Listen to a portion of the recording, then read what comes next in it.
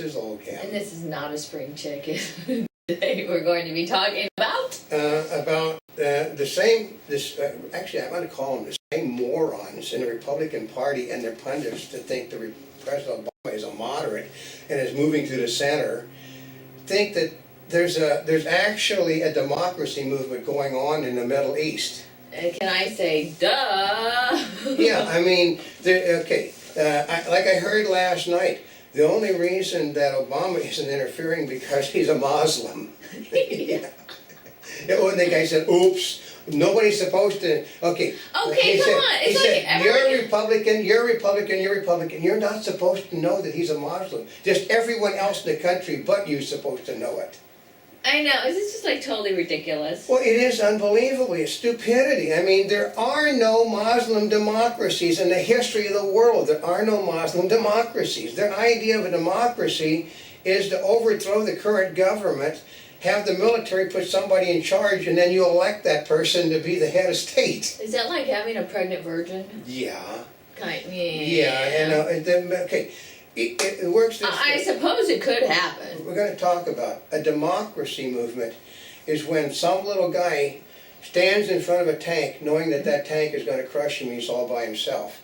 A democracy movement is when an entire division of soldiers is slaughtered by a country's leadership because they wanted to help free the country. A democracy movement does not deal with trying to destroy King Tut's tomb and the heritage of the people. Oh my gosh!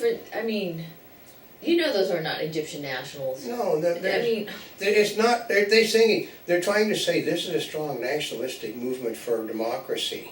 No, they all end up with dictators. And you're going, wait a minute, how can they run up with dictators? Isn't it the people uprising because they're hungry and they want jobs? That's how dictatorships happen. First of all, in a democracy, you actually know that the people above you can't do anything no matter what. You can write all you want, it doesn't make any difference because there isn't anything to give you.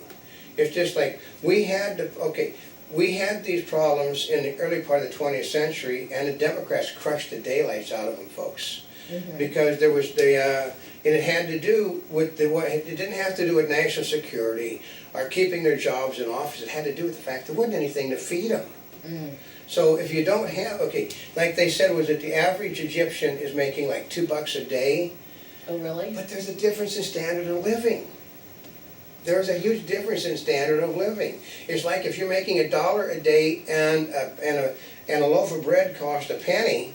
Mm-hmm. We're making it's $8 an hour. We're making like $80, $90 a day, but the loaves of bread are like $4 a loaf. Mm-hmm. And the gasoline is going $4 a gallon. And so when you pay the taxes of this, you tax that. So when you get done with that $80 a day, you might be better off making the $2 a day because the prices are cheaper. And we don't overthrow we don't in our government and in the British government you don't overthrow governments. You just vote them out. You vote them out. We have a process in our country called recall. In the British government system, they have a process called lack of confidence. But you don't destroy the country to remove a leader. If you destroy a country to remove a leader, that's not a democracy movement. I mean, Bill O'Reilly, Sean Hannity, Rush Limbaugh, all the Republican pundits and the Republican leaders, this is a chance for true freedom in the Middle East. Well, no. The problem, it starts out with the good guys trying to make a change. But you have to understand, when the good guys basically are all, middle class, college educated, and there's virtually no women, mm-hmm. They haul out the college educated women, or some women with children, to make it look like there's women in the movement. But look, like I heard one reporter said last night, she had to go through 18 hours of video to find women. And then when she pointed out the fact there weren't any women, they started manufacturing women for close-up shots. Oh, really? Yeah, they bring the women out to put in front of the cameras. Remember, Muslim countries don't believe, the only country in all the Muslim world that believed in women's rights, just which country was that one? United States? No, in the Muslim world. Oh, Muslim? What, Saudi Arabia? No, they'd hate women in Saudi Arabia. Iraq. For women in Iraq could hold jobs, they could drive automobiles. Oh, they could? And then then we kick Saddam Hussein out, and now Sharia law is back in effect. They really don't like women in Muslim countries. I would not have fun in a Muslim country. Well, no, but most American women wouldn't have fun. But you can't, okay, a democracy movement is where everybody, they said, well, the United States didn't allow women to do this. Yeah, but the United States, women ran everything, folks. You don't think that it wasn't a woman that pushed Daniel Boone out into the countryside? It wasn't a woman that pushed Custer into the Battle of Little Bighorn? It wasn't a woman that pushed Thomas Edison? That is the difference in our countries and those other countries. We tend to be a matriarchal society in the United States. Women, like in Japan, actually women in Japan, China, and the United States and England, women tend to push all the males around. Women live to be old, men don't. Which, why 2/3 of all the wealth in this country is in the hands of women. Who are in charge of most of the stock of our country, businesses? Who? Women, because they inherit everything. So, but they're not allowed. They said, you can't have a democracy movement today in which women are not a major part of. Women, I think, what was it said, 2/3 of all of the people in a Muslim nation are women. And you know, so it means 1/3 are males. And that 1/3 of the male, they said like 70% of the males are unemployed. They're not bringing anything home to the woman. So, and the woman basically, even though she may be a third-class citizen, well, I can't feed Junior. Well, I didn't make any money. We'll go make some money. You do hear that from Muslim women, to have Muslim women You do? on the street from me, yeah. I also have a Muslim college girl that basically almost wears a swimsuit, which pisses her father off. Yeah, but part of it is her father, and Muslim-like, is a surfer. He's a surfer too. I didn't know Muslims were surfers. He also drinks, which they're not supposed to do. But it is a double standard. But well, it's the very same people that that President Obama has shown his willingness to move to the center as he publishes 900 pages of new regulations. President Obama has shown with his movement today on business that he's moving to the center as he's publishing another 1,000 pages of regulations. These people sincerely believe. I mean, I understand Bill O'Reilly and Bill O'Reilly is a stuffed shirt. He basically was born under a cabbage patch and doesn't think, I mean, the guy stopped maturing when he was about 10 years old, I think. Well, he went to Harvard. Anybody that went to Harvard is basically, you know, it doesn't make any difference how you got to Harvard. You're still like your nose is up in the air. He thinks, okay, that I'm older than Mr. O'Reilly. If I went on Bill O'Reilly's show, I'd first have to do this. I'd have to tell Mr. O'Reilly, first I have to check my brains at the door so that we can start out even. Second, I have to remind you that I'm always an Irishman and I'm not about to let you have the last word on anything, and I can outshout you because I'm a German. So instead we go to war over any reason in Germany. And then third, I'm an American Indian, which means I was here first, so get the hell out of my country. So he loses the battle right off the bat because I'm not a good one to yell at. I do not handle people being unhappy with me very well. I don't have a temper. I'm a very calm person. I just don't handle people being upset with me. But he sincerely believes there's a democracy movement going on. Sean Hannity, we supported these dictators. Yeah, because we're not going to support the next one. The next one is going to be a Muslim who won't like the United States. I mean, this is what they said. As soon as the next president takes over, they want a military attack on Israel. That's what they're saying. I hear the people saying it. I mean, you got half the cruddy Muslim commentators on all the networks are saying the same thing. They're wanting Sharia law put in. They're wanting Muslim rule. They're wanting they want to exterminate the infidels from their countries. Who are the infidels in their countries? Yeah, and but it's stupidity. I mean, these are the same people. This is 2011. It's not 1977. The same problems exist. 1977, they were hungry. Yeah. They listened to somebody who said that I can give you a chicken in every pot and a car in every garage, and you don't have to pay for any of it. The wealthy will. Well, the wealthy are leaving Egypt. they aren't going to have anything left in Egypt. There was it, I said 880,000 people are, the wealthy and the upper middle class are fleeing the country. They're fleeing the country with, I mean, 18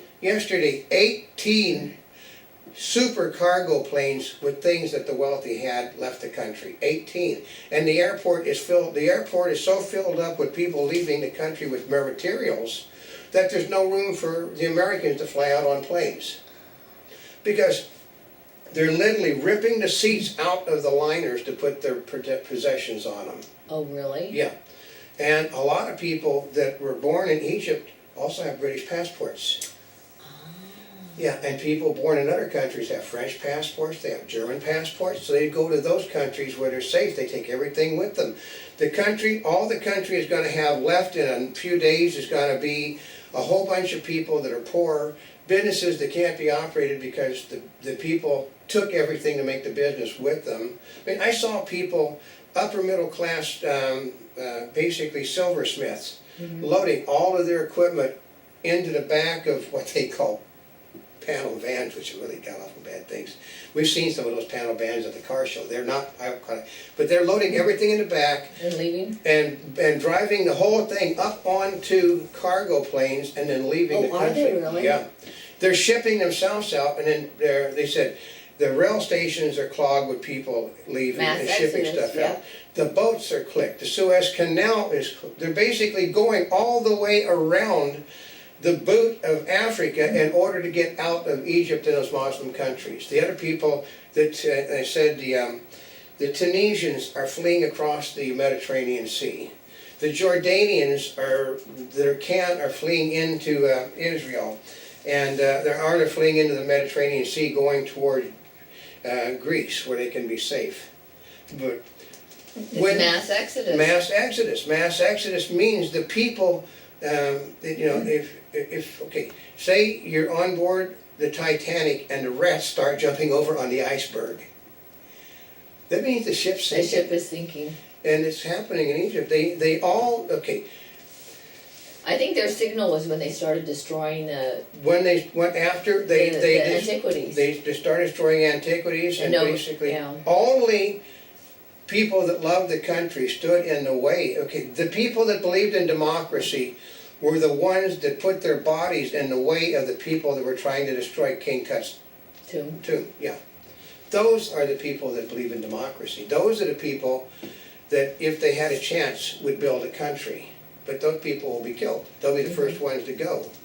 These are the people that don't have the money to leave. They don't own businesses, don't have the money to leave, or they basically are the guy that runs a smoke shop, which is not going to be permitted under Sharia law. The guy that owns the little nightclub that won't be permitted under Sharia law. The people that are going to suffer the most are the ones that are standing and protecting. The military is not protecting. The police aren't protecting. It's the people. The people we should be helping is like the guy that stood in front of the tank at Tiananmen Square. That's a person that should have been helped. People we should have been helping is the people in the Chinese division that were slaughtered, because you got to go back and listen to the tapes. You hear cannon fire in the distance. A whole division of Chinese regulars vanished off of their books the next day. Their families vanished, everything. I mean, I don't know, one of the person I was talking to, they said that revolution cost about 20 to 30 million people. Really? That many people? You wipe the division off the records. Division to be wiped off the records, you gotta wipe the families all off so that they're no longer there.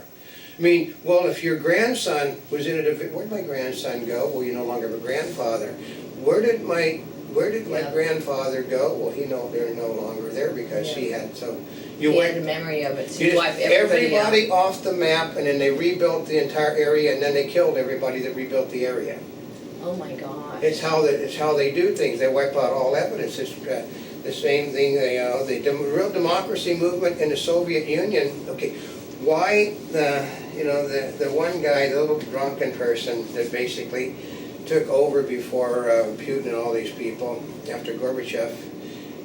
I mean, this guy actually, he may have been a drunk, he may have been this, he may have been that, but the guy stood in front of tanks, knowing that they were going to kill him, and he still stood out there in front of tanks, and basically was praying to God, to make them stop.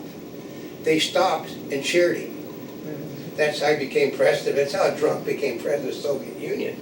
Because he was willing to put his life on the line that those soldiers in those tanks wanted to be free as much as he did. He gambled on the people sitting in the tanks. And the problem is, in the Middle East, the people that are sitting